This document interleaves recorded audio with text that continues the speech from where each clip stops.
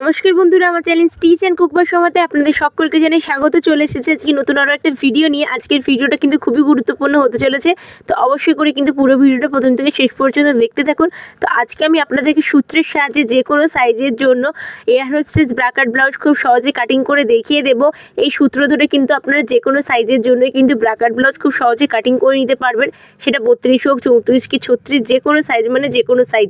তো অবশ্যই করে কিন্তু পুরো ভিডিওটা প্রথম থেকে শেষ পর্যন্ত দেখতে থাকুন, আর ভিডিও ভালো লাগলে লাইক করতে একদমই ভুলবেন না। তো চলুন আজকের ভিডিওটা শুরু করা যাক। তো এখানে দেখুন, প্রথমে আমি ডাইস কাটিং করব, তার জন্য হাতের সাইডটা আমার জয়েন্ট সাইড আছে। এখন দুপাটে কিন্তু আমার কাগজটা নিয়েছি। প্রথমে এখানে নিয়ে নিতে হবে ঝুলের মাপটা।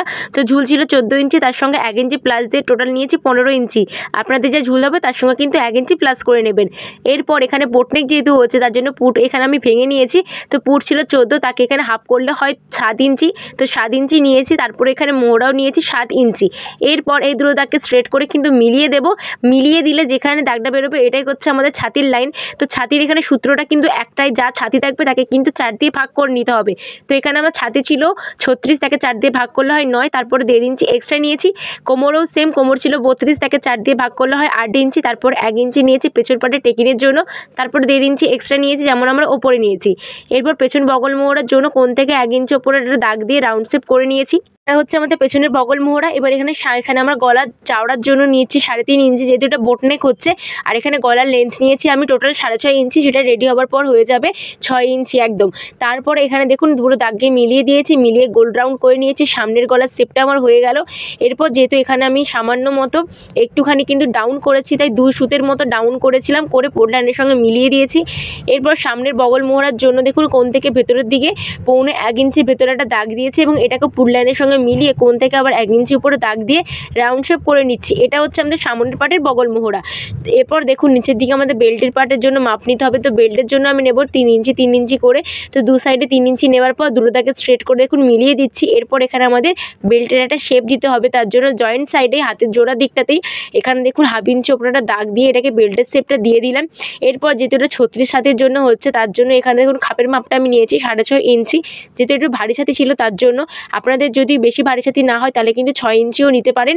এরপর বগল মোহরার মানে পেছনের যে বগল মোহরা ছিল ওটার ভেতর দিকে ওইখান থেকে দাগ দিয়ে 2.5 ইঞ্চি ভেতরে একটা দাগ দিতে হবে, এবং গলার দিক থেকে 1 ইঞ্চি ওপরে একটা দাগ দিতে হবে, দিয়ে 3টে দাগে মিলিয়ে দিতে হবে। তাহলে আমাদের খাপের রেডিটা পুরো হয়ে যাবে। এরপর খাপের মিডিল বের করে নিয়েছি। মিডিল বের করে দু সাইডে 3 ইঞ্চি 3 ইঞ্চি করে দাগ দিয়েছি, এবং খাপের মিডিলে দু সাইডে যত নেব তার থেকে 1/2 ইঞ্চি কম নিয়েছি, অর্থাৎ 2.5 ইঞ্চি নিয়েছি। নিয়ে পুরো দাগটাকে এরকম রাউন্ড করে মিলিয়ে দিয়েছি।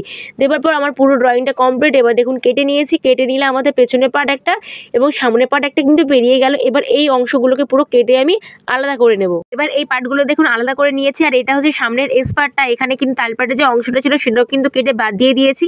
আর এই যে এখানে যে বেল্টের পার্টটা আছে এটাই 1/2 ইঞ্চি করে বাড়াতে হবে। একবারে কাপড়ে বাড়িয়ে নেব, মেন বাড়াতে আমাদের এই দুটো পার্ট, এই খাপের পার্টটা আমাদের বাড়িয়ে নিতে হবে। তার জন্য দেখুন একটা কাপড় মানে একটা কাগজ নিয়েছি।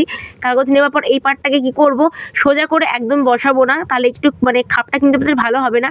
একটু হালকা করে ক্যারচা করে বসাবো। ক্যারচা করে বসিয়ে এবার হুবু একদম ছাপ এখানে প্রথমে তুলে নিতে হবে। তো দেখুন ছাপটা তুলে নিয়েছি। এরপর আমাদের এই দু সাইডে প্রথমে বাড়িয়ে নিতে হবে। তো কতটা করে বাড়াবো, এখানে আমি বাড়িয়ে নেব 1 ইঞ্চি করে। আপনাদের যদি একটু ভারী ছাতির জন্য করেন তাহলে কিন্তু 1 ইঞ্চি 2 সুত নিয়ে নেবেন। আর এখানে বাড়াচ্ছি দেখুন কীরকমভাবে, এই যে নিচের দিকটা দেখতে পাচ্ছেন রাউন্ড শেপ আছে, তো রাউন্ডটাই কিন্তু আমাদের এখানে বাড়িয়ে নিতে হবে খাপের মাপগুলো। এটা নয় যে ফিতেটা আপনারা স্ট্রেট রেখে এখানে বাড়িয়ে নেবেন, যেরকম রাউন্ড আছে সেরকমই আপনাদের কিন্তু বাড়িয়ে নিতে হবে। তো দু সাইডে দেখুন 1 ইঞ্চি 1 ইঞ্চি করে বাড়িয়ে নিয়েছি, এবং নিচের দিকে 1/2 ইঞ্চি করে বাড়িয়ে নিচ্ছি। এটা কিন্তু কম্পালসারি, আপনি যে কোনো মাপের জন্য করেন না কেন। তারপর দেখুন এটাকে রাউন্ড শেপ করে নেব ভালোভাবে। আর এই যে ছোটো দিকটা আছে এইদিকে আমরা হুক এবং হুকের ঘরের জন্য 2 সুতের মতো এক্সট্রা নেব, সেটাকে স্ট্রেট করে নিচে দাগের সঙ্গে মিলিয়ে দেবো, এবং অপর সাইডে আমরা 1/2 ইঞ্চি করে এক্সট্রা নেব। এটাও কিন্তু কম্পালসারি, এগুলো সব কিন্তু সেলাই মার্জিন। তো এখানে দেখুন পুরো খাপটা আমার রেডি হয়ে গেছে। এরপর ওপরের পাটটা যেরকম বাড়িয়েছি নিচের পাটটাও আমাদের বাড়িয়ে নিতে হবে। তার জন্য দেখুন এই যে খাপটাও রেডি হয়েছে, এর নিচে ফিতে দিয়ে ঘুরিয়ে ঘুরিয়ে মেপে নেব যে এখানে আমার কত হচ্ছে। তো আপনাদেরও কিন্তু এভাবে ঘুরিয়ে ঘুরিয়ে মেপে নেবেন, আপনাদের যত হবে সেই মাপটা কিন্তু আপনারাও নিয়ে নেবেন। তো এখানে আমার দেখুন প্রায় 9 ইঞ্চির মতো হয়েছিল। তো সেই মাপটা প্রথমে এখানে আমি নিয়ে নিলাম, দেখতে পাচ্ছেন এটা হচ্ছে লম্বার মাপ। এবার চাওড়ার মাপটা নেব। তো চাওড়ার মাপটা কীরকম নিচ্ছি দেখুন, এই যে ছোটো পাটটা ছিল এর দু সাইডে আমরা কতটা করে নিয়েছিলাম সেটা কিন্তু প্রথমে নিয়ে নিতে হবে। তো প্রথমে আমি এখানে দেখুন নিয়ে নিচ্ছি 3 ইঞ্চি করে দাগ দিয়েছিলাম, 3 ইঞ্চি নিয়ে নিলাম। তারপর আরও 1 ইঞ্চি এক্সট্রা নিয়ে নেব। তো অপর পাশে সেমভাবে এই মাপটাই কিন্তু আমাদেরকে নিয়ে নিতে হবে। তো টোটাল আমার 4 ইঞ্চি হয়েছে। এবার এর যে লম্বাটা অর্থাৎ 9 ইঞ্চি, 9.5 বের করে নেব। 9.5 হবে আমার এখানে 4.5 ইঞ্চি। তো 4.5 ইঞ্চি দেখুন মিডিল পয়েন্ট, এখানে কিন্তু স্ট্রেট একটা লাইন টেনে দিচ্ছি। এরপর যে কোনো এক সাইডে প্রথমে 1 ইঞ্চি নিচে একটা দাগ দেব এবং তারই ঠিক নিচে 1/2 ইঞ্চি ওপরে একটা দাগ দেব এবং অপর সাইডটাতেও কিন্তু 1/2 ইঞ্চি নিচে একটা আমাদের দাগ দিতে হবে। এগুলো কিন্তু সবগুলোই সূত্র ধরে আপনাদেরকে পুরো বোঝাচ্ছি। এরপর মিডিল দাগের সঙ্গে কিন্তু এই দাগগুলোকে মিলিয়ে দিতে হবে খুব ভালোভাবে। তো এইভাবেই কিন্তু আমাদের নিচের পাটটা রেডি হয়ে যাবে খাপের। আর নিচের দিকে যে অংশটা সেটাকে আলতো হাতে কিন্তু এরকমভাবে শেপ দিয়ে দেবো। এইটা কিন্তু আমাদের বেল্টের পাটের সঙ্গে জয়েন্ট হবে, বুঝতে পেরেছেন। এবার সমস্ত পার্টগুলো কেটে নিচ্ছি। দেখুন এখানে আমার দুটো পার্টই পুরো কেটে আলাদা করে নিয়েছি। এবার জাস্ট মেন কাপড়ের ওপর রাখবো, রেখে কিন্তু সমস্ত পার্টগুলো একদম হুবহু কেটে নেব। এখানে দেখুন হাতের সাইডে আমার জয়েন্ট সাইড আছে, এটা কিন্তু লাইনিং কাপড় আমার। এবার জাস্ট সমস্ত ডাইসগুলো রাখবো এভাবে রেখে একদম হুবহু কিন্তু মাপের পুরোটা কেটে নেব। এখান দেখুন পুরোটা আমি কেটে নিয়েছি, শুধুমাত্র বেল্টের নিচের দিকে 1/2 ইঞ্চি করে এক্সট্রা নিয়েছি। আর কিন্তু কোথাও আমি এখানে 1 ফোঁটাও এক্সট্রা নিইনি।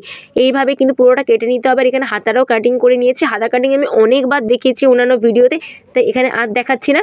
সিম্পলভাবে যেভাবে হাতা কাটিং করে ঝুল নিতে হয়, ঝুল নেওয়ার পর এখানে পিঠ থেকে পুটের লাইন পর্যন্ত যতটা সেই মাপটা নিয়ে তারপর 1.5 ইঞ্চি এক্সট্রা নিতে হয়।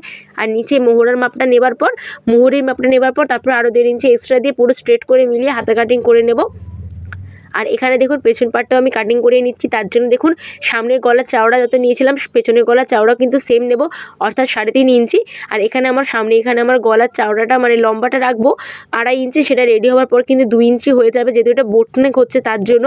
তারপরে দুটোটাকে স্ট্রেট করে মিলিয়ে দেবো। মিলিয়ে এখানে কিন্তু গলার শেপটা আপনারা দিয়ে দেবেন। আর যারা এখনও আমার চ্যানেলটিকে সাবস্ক্রাইব করেনি প্লিজ সর্ব করে চ্যানেলটি সাবস্ক্রাইব করে দিন। নতুন নতুন ভিডিও দেখতে হলে এবং শিখতে হলে সেলাই অবশ্যই কিন্তু আমার চ্যানেলটিকে সাবস্ক্রাইব করতে হবে। দেখুন এটা হচ্ছে মেন কাপড়টা ডবল পার্ট করে রাখবো, রেখে সমস্ত পার্টগুলো একদম হুবহুভাবে কিন্তু কেটে নেব। এখানে দেখুন পুরো পার্টগুলো আমি কেটে নিয়েছি। তো আশা করছি আজকের ভিডিওটা আপনাদের খুবই ভালো লেগেছে এবং খুব সহজে আপনাদেরকে বোঝাতে পেরেছি। ভিডিও ভালো লাগলে লাইক করতে একদমই ভুলবেন না এবং চ্যানেলটিকে সাবস্ক্রাইব করতেও ভুলবেন না। তো দেখা হচ্ছে অন্য কোনো নতুন ভিডিও। আজকের জন্য